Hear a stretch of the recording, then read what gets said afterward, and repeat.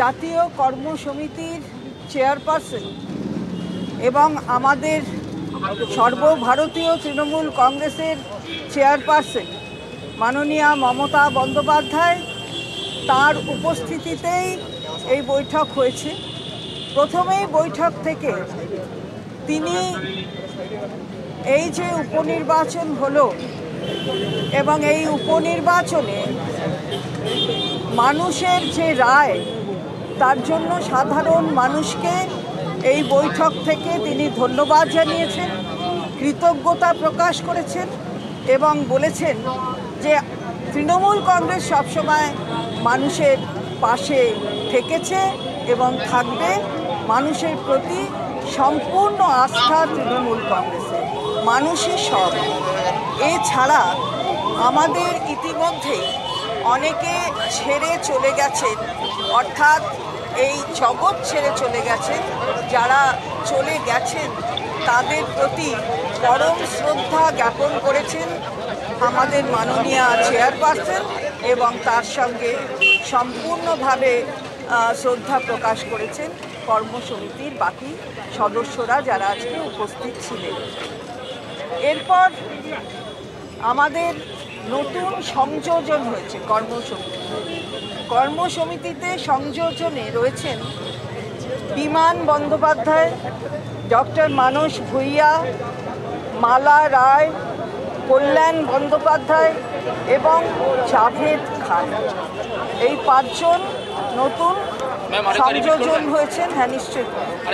এটা হলো বিমান বন্দ্যোপাধ্যায়, ডক্টর মানস ভূঁইয়া, মালা রায়, কল্যাণ বন্দ্যোপাধ্যায় এবং জাভেদ খান।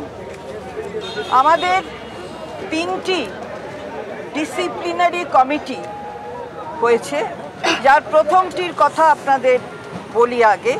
সেটা হলো পার্লামেন্টের 3টি হয়েছে, একটি হচ্ছে সংসদের, একটি হচ্ছে বিধানসভার এবং আরেকটি হচ্ছে দলের।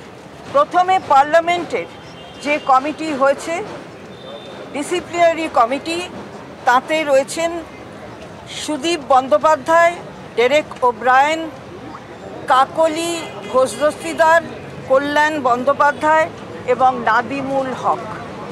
এই 5 জন রয়েছেন এবং খুব গুরুত্বপূর্ণভাবে বলা হয়েছে 3টির ক্ষেত্রেই যে 3টি এই যে আমাদের এই কমিটিগুলো তৈরি হয়েছে 3টির ক্ষেত্রেই খুব জোরদারভাবে বলা হয়েছে যে কোনো শো কজ নোটিশ যদি কোনো পার্টি বিরোধী কাজের জন্য দেওয়া হয় কোনো সদস্য অথবা সদস্যাকে, তাহলে তার উত্তর তাকে দিতে হবে এবং পরপর 3টি যদি এরকম শো কজ নোটিশ যায় তাহলে সেই সদস্য অথবা সদস্যা সাসপেন্ডেড হবে।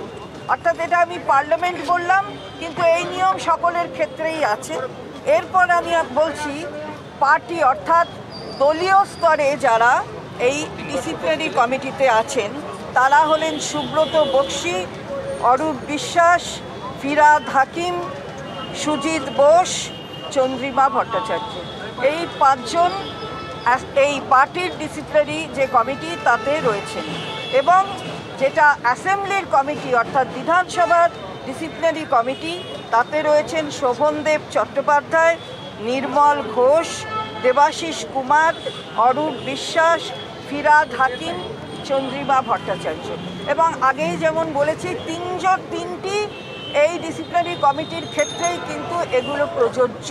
অর্থাৎ শো কজ নোটিশ যদি যায় কোনো সদস্য অথবা সদস্যার কাছে, তাহলে 3টি শো কজ নোটিশে যদি উপযুক্ত জবাব না পাওয়া যায় তাহলে তাদের সাসপেন্ড করবে পার্টি।